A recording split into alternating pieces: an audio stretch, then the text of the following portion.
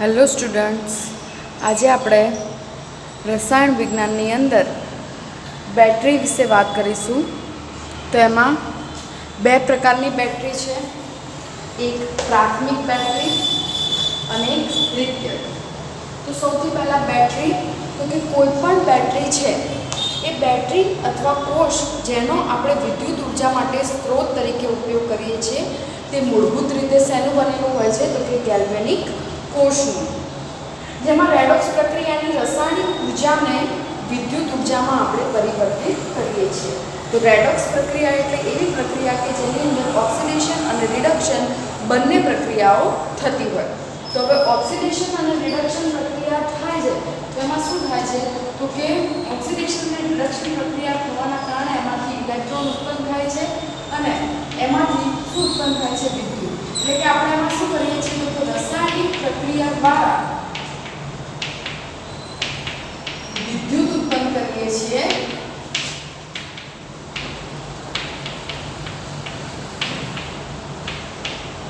એટલે કે અહીંયા શું કરીએ છીએ? આપણે રાસાયણિક ઉર્જાનું વિદ્યુત ઉર્જામાં રૂપાંતર કરીએ છીએ.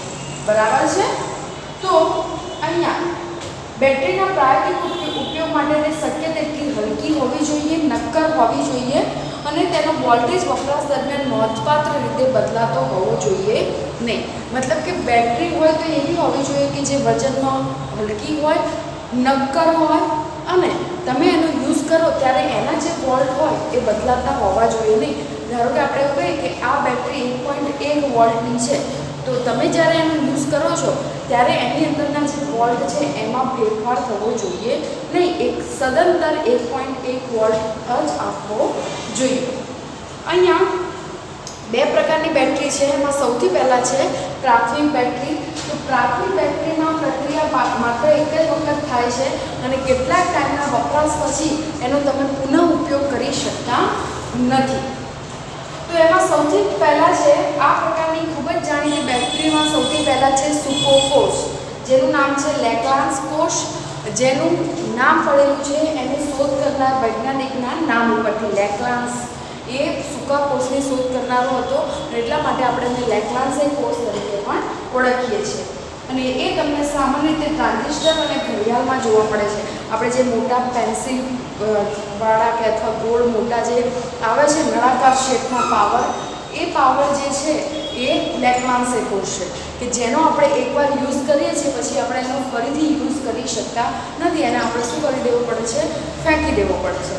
એટલે એવા જે કોષ છે એને સૂકો કોષ તરીકે ઓળખવામાં આવે છે અથવા તો આપણે એને લેક્લાન્સ કોષ તરીકે ઓળખીએ છીએ, જેનો ઉપયોગ આપણે ટ્રાન્ઝિસ્ટર અથવા તો ઘડિયાળની અંદર કરતા હોઈએ છીએ.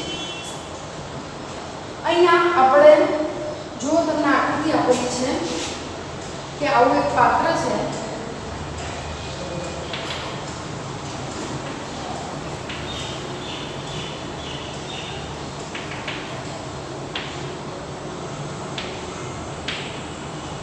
એની અંદર આ જે છે કાર્બનનો સળિયો છે કે જે કેથોડ તરીકે વર્તે છે અને આ જે છે ઝીંકનું બનેલું છે આખું પડ છે અને એની અંદર MnO2 વત્તા કાર્બન બ્લેક વત્તા એની અંદર NH4Cl ની શું કરેલી હશે? લુપ્તિ. બરાબર છે? તો આ જે છે એ ઝિંક ક્લોરાઇડ જે છે એની ભીની લુપ્તિ ભરેલી હોય છે એની અંદર એમોનિયમ ક્લોરાઇડ અને ઝિંક ક્લોરાઇડની. તો અહીંયા ઝિંકનું પાત્ર જે છે એ એનોડ તરીકે વર્તે છે અને કાર્બનનો સળિયો છે એ કેથોડ તરીકે વર્તે છે. બરાબર છે? અને એની આજુબાજુ આપણે પાવડર કરેલો મેંગેનીઝ ડાયોક્સાઇડ MnO2 અને વિદ્યુત ધ્રુવોની વચ્ચેની જગ્યામાં આ જે વિદ્યુત ધ્રુવો છે એની વચ્ચેની જગ્યામાં NH4Cl અને આપણે શું કરેલું હોય છે? ઝિંક ક્લોરાઇડની ભીની લુપ્તિ ભરેલી હોય છે. બરાબર છે? હવે આપણે એની અંદર જોઈએ કે વિદ્યુત પ્રક્રિયા કઈ રીતે થશે. તો તમને અહીંયા એનોડ અને કેથોડ ઉપર કઈ રીતની રિએક્શન થાય છે એ જોવા મળે છે. તો જોઈએ આપણે. તો અહીંયા ઝિંક છે એ 2 ઇલેક્ટ્રોન ગુમાવી અને શેમાં કન્વર્ટ થાય છે? Zn+2 માં કન્વર્ટ થાય છે. એનું શું એનોડ ઉપર આ રિએક્શન થાય છે અને કેથોડ ઉપર તો કે MnO2 વત્તા NH4 પ્લસ વત્તા ઇલેક્ટ્રોન મેળવી અને શેમાં કન્વર્ટ થાય છે તો કે MnOOH વત્તા NH3. તો કેથોડ પર આ રીતની રિએક્શન થાય છે MnO2 વત્તા NH4 પ્લસ ઇલેક્ટ્રોન એમાંથી NH3 માં કન્વર્ટ થાય છે અને આમાંથી એક હાઇડ્રોજન અહીંયા જોડાય છે અને MnOOH પ્રકારની અહીંયા કમ્પાઉન્ડ બને છે. તો આ રીતે એનોડ અને કેથોડ ઉપર રિએક્શન જોવા મળે છે તમને. અને અહીંયા કેથોડ ઉપર આપણે જે મેંગેનીઝ જોવા મળે છે તમને Mn એની ઓક્સિડેશન આંક +4 છે બરાબર અને એમાંથી એ +3 માં કન્વર્ટ થાય છે. અહીંયા એની ઓક્સિડેશન અવસ્થા +4 છે એમાંથી અહીંયા એ +3 માં કન્વર્ટ થાય છે. એ એક ઇલેક્ટ્રોન મેળવે છે બરાબર છે. અને અહીંયા પ્રક્રિયામાં ઉત્પન્ન થયેલો જે એમોનિયા છે આ જે એમોનિયા છે એ આમાંના Zn+2 આયન સાથે પ્રક્રિયા કરી અને સંકીર્ણ બનાવે છે. ZnNH3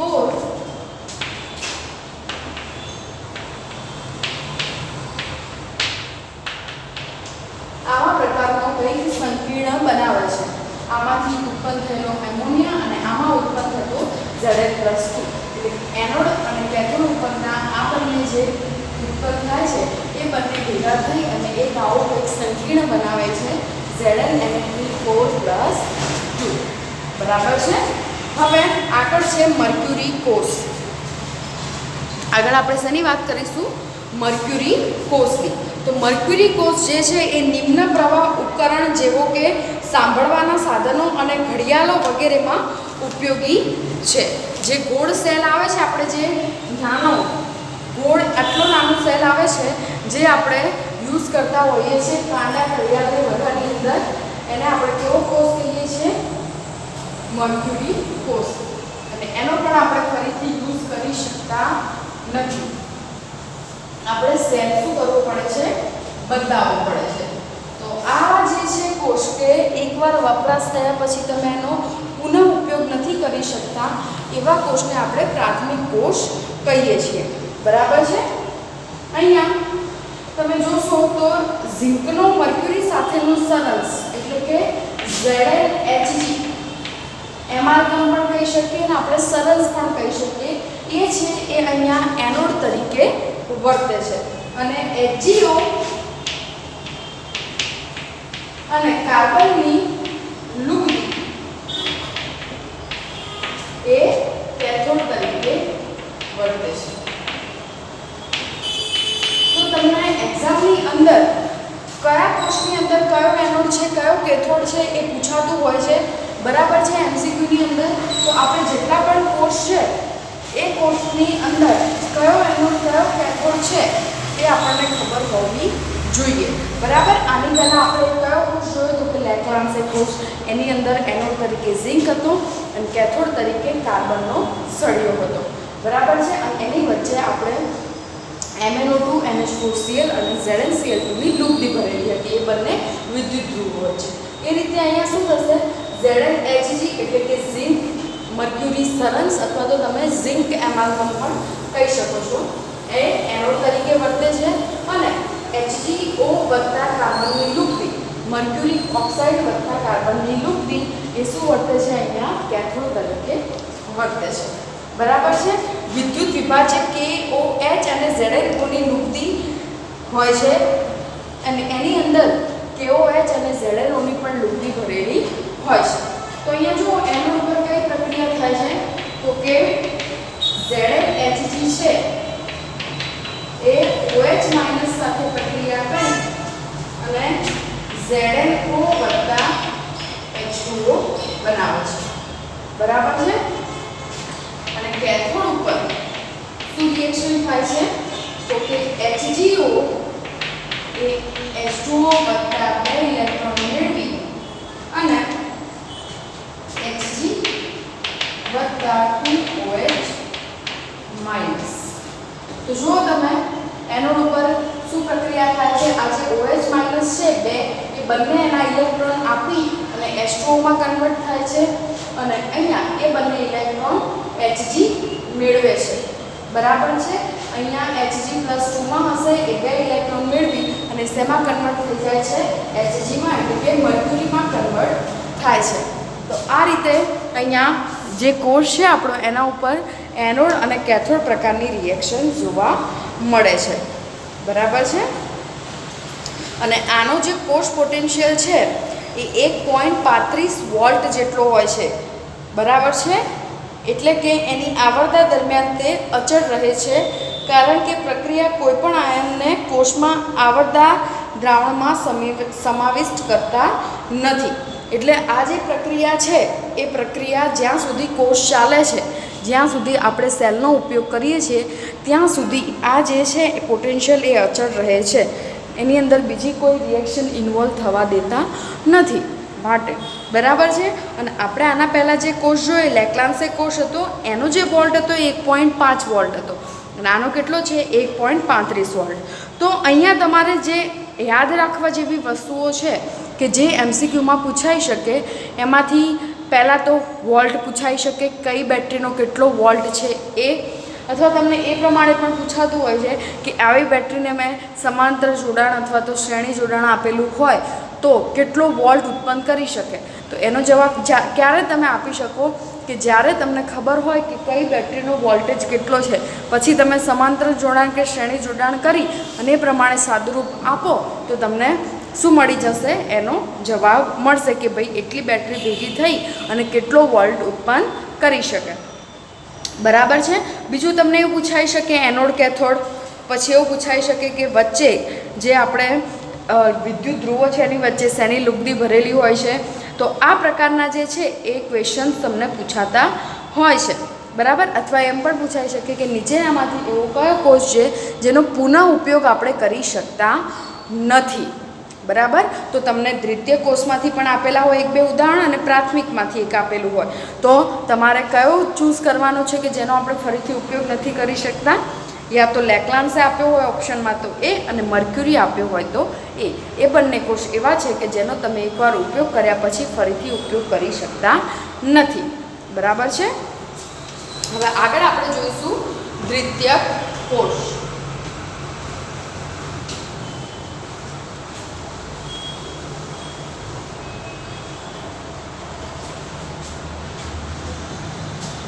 તો દ્વિતીયક કોષ એવો છે કે જેનો ઉપયોગ આપણે કર્યા પછી જો વિરુદ્ધ દિશામાં પ્રવાહ પસાર કરવામાં આવે તો એ પુનઃજીવિત થઈ જાય છે. એને આપણે ફરીથી ઉપયોગ કરી શકીએ છીએ. બરાબર છે. તો જેથી તેનો આપણે ફરી ઉપયોગ કરી શકીએ છીએ માટે દ્વિતીયક કોષ એ ઘણી બધી ડિસ્ચાર્જ અને ચાર્જિંગ પ્રક્રિયાઓ આપતો હોય છે. એટલે જે સારો દ્વિતીયક કોષ હશે એ ઘણી બધી ચાર્જિંગ અને ડિસ્ચાર્જિંગ પ્રક્રિયા આપણને આપતો હશે. અહીંયા એવી બેટરીની વાત થાય છે કે જે આપણે ઓટોમોબાઈલ અને ઇન્વર્ટર્સની અંદર ઉપયોગ કરતા હોઈએ છીએ. મોટી મોટી હેવી જે બેટરી આવે છે એ પ્રકારની બેટરીની વાત થાય છે કે જેનો સમાવેશ શેમાં થાય છે? દ્વિતીયક કોષમાં. અને એ જે બેટરી છે એનો ઉપયોગ આપણે પુનઃજીવન, મતલબ કે એનો આપણે પુનઃજીવન એ બેટરીને કરી શકીએ છીએ એની અંદર ઉલટો પ્રવાહ વહેવડાવીને. બરાબર છે. તો શું થશે અહીંયા જુઓ તમે કે સૌથી પહેલાં આપણે વાત કરીએ તો દ્વિતીયક કોષમાં સૌથી પહેલાં છે લેડ સંગ્રાહક બેટરી. અને જે મેં તમને કીધું એમ ઓટોમોબાઈલ્સ અને ઇન્વર્ટર્સમાં વપરાય છે. તે લેડ એનોડ અને લેડની ગ્રીડ જેના ઉપર લેડ ડાયોક્સાઇડ ચોંટાડેલો હોય છે તે કેથોડ તરીકે વર્તે છે. મતલબ કે લેડ આની અંદર એનોડ તરીકે વર્તે છે. અહીંયા લેડ એ એનોડ તરીકે વર્તે છે અને લેડ ઓક્સાઇડ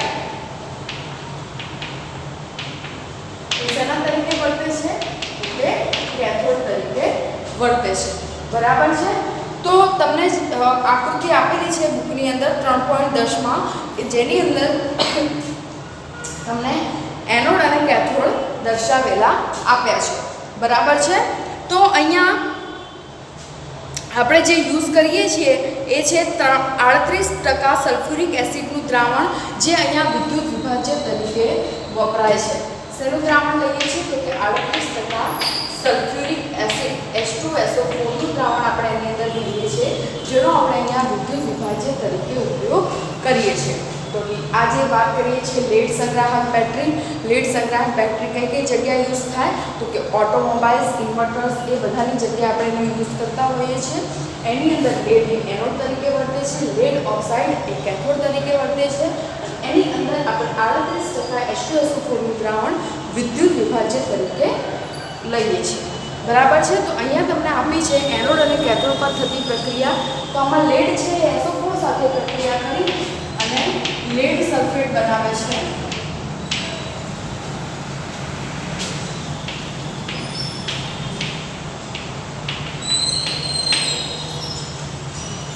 બરાબર છે.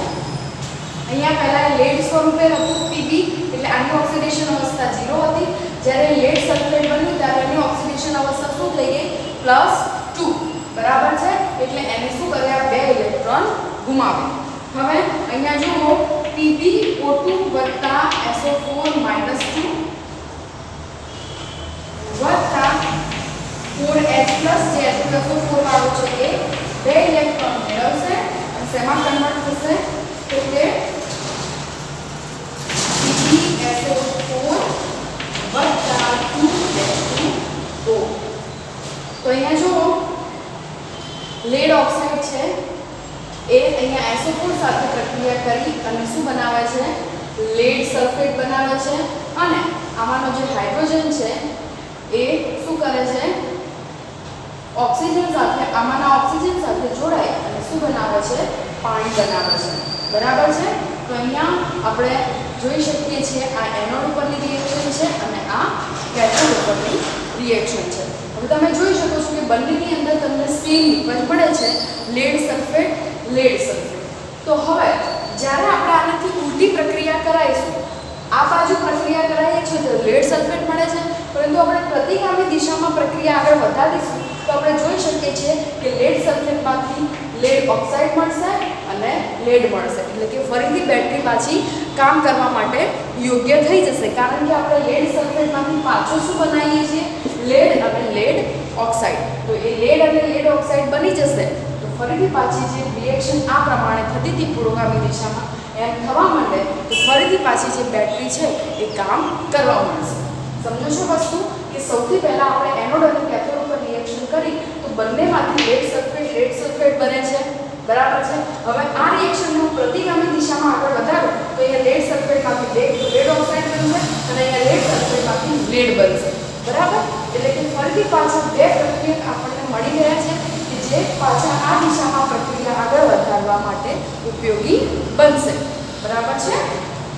તો આ જે રિએક્શન છે એને આપણે પરિવર્તિત કરીએ તો પ્રતિગામી દિશામાં આગળ વધારીએ તો લેડ સલ્ફેટ એ લેડ અને લેડ ઓક્સાઇડમાં કન્વર્ટ થઈ જાય છે.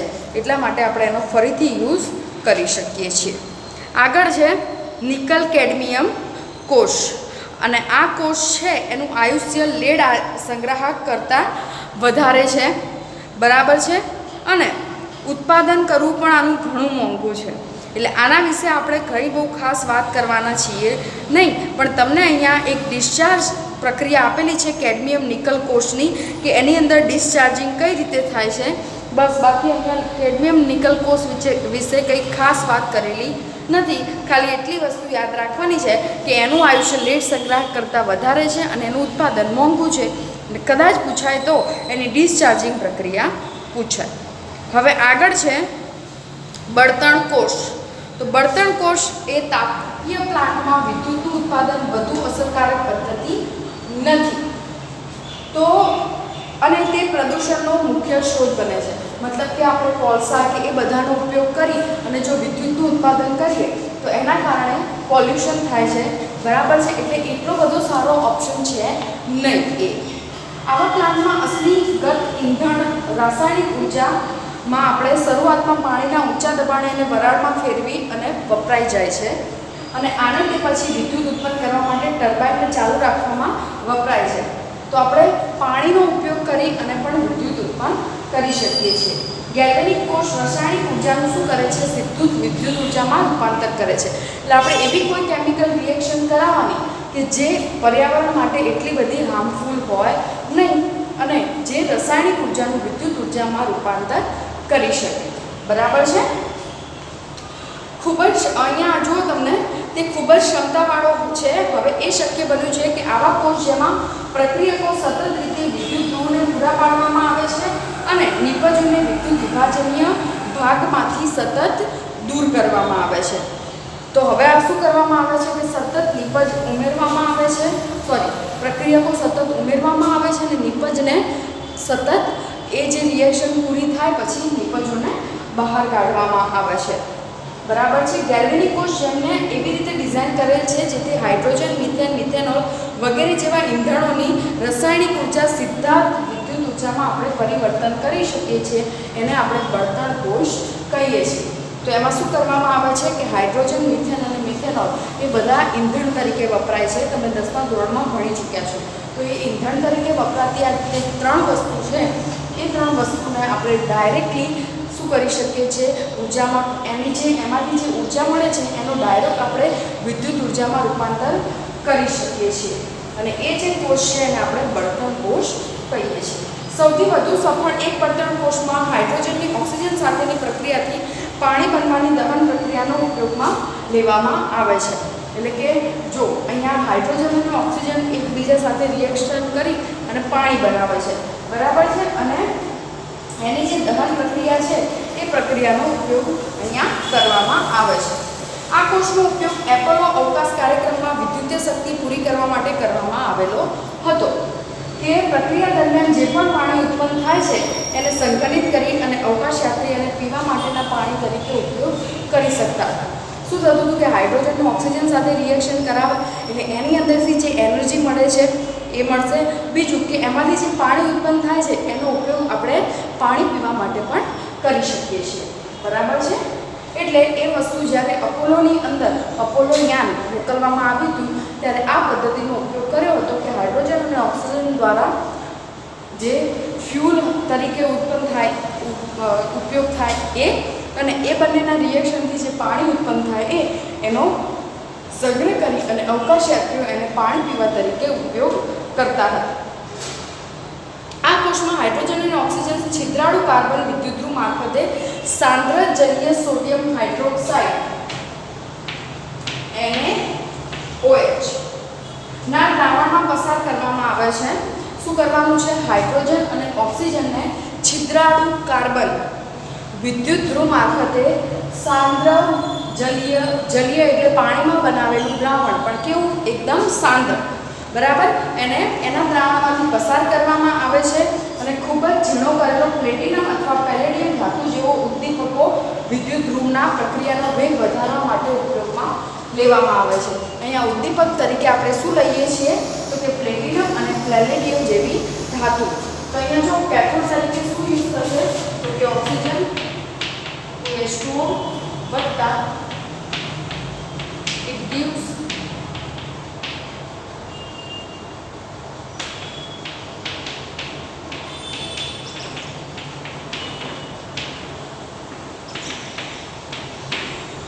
અહીંયા જો આ કેથોડ વાળી રિએક્શન છે એનોડ વાળી. પહેલા આપણે એનોડ વાળી રિએક્શન જોઈએ કે એની અંદર શું થાય છે તો કે અહીંયા જે 4OH- છે એ 4 ઇલેક્ટ્રોન ગુમાવી અને શું કરે છે OH છે અહીંયા H2O સાથે રિએક્ટ કરે છે. બરાબર છે. અને પાણી બનાવે છે અને અંદરથી જે 4 ઇલેક્ટ્રોન મુક્ત થાય છે એ 4 ઇલેક્ટ્રોન શેમાં કન્વર્ટ થાય છે? ફરીથી પાછા 4OH- માં કન્વર્ટ થાય છે. બરાબર છે. તો આ રીતે એનોડ અને કેથોડ પર રિએક્શન સતત ચાલુ રહે છે અને બળતણ કોષ તાપ્ય પ્લાન્ટની સરખામણીમાં જેની ક્ષમતા 40% હોય છે તેને સ્થાને 70% જેટલી ક્ષમતાથી કાર્ય કરે છે. બળતણ કોષની ક્ષમતા વધારવા માટે નવા વિદ્યુત ધ્રુવના પદાર્થો, વધુ સારા ઉદ્દીપકો અને વધુ સારા વિદ્યુત વિભાજનના વિકાસમાં પ્રભાવશાળી પ્રગતિ સધાય છે. મતલબ કે આપણે જે બળતણ કોષ છે એની ક્ષમતા વધારવાનો પૂરેપૂરો આપણે પ્રયત્ન કરી રહ્યા છીએ. તેમનો ઉપયોગ પ્રાયોગિક ધોરણે થઈ રહ્યો છે. બળતણ કોષ એ પ્રદૂષણ મુક્ત છે અને તેમના ભવિષ્યની અગત્યતા સંદર્ભમાં ઘણા પ્રકારના બળતણ કોષ બનાવવામાં આવ્યા છે અને ઉપયોગ માટે પ્રયત્ન કરાય છે. બરાબર છે. જે આપણો બળતણ કોષ છે એ બળતણ કોષ એ ઘણી બધી જગ્યાએ ઉપયોગી બને છે. એ બળતણ કોષના આપણે સારું એવું શું થાય કે એની ક્ષમતા વધી શકે અને આપણે એને સારા એવા વધુ સારા ઉદ્દીપકો અને વધુ સારા વિદ્યુત વિભાજનના વિકાસમાં એનો પ્રભાવશાળી પ્રગતિ સધાય છે. એટલે કે એના ઉપર વધારે સારા શોધ અને સંશોધન થઈ રહ્યા છે. બરાબર છે. તો આજે આપણે આટલું રાખીશું. બીજું આપણે નેક્સ્ટ લેક્ચરમાં જોઈશું.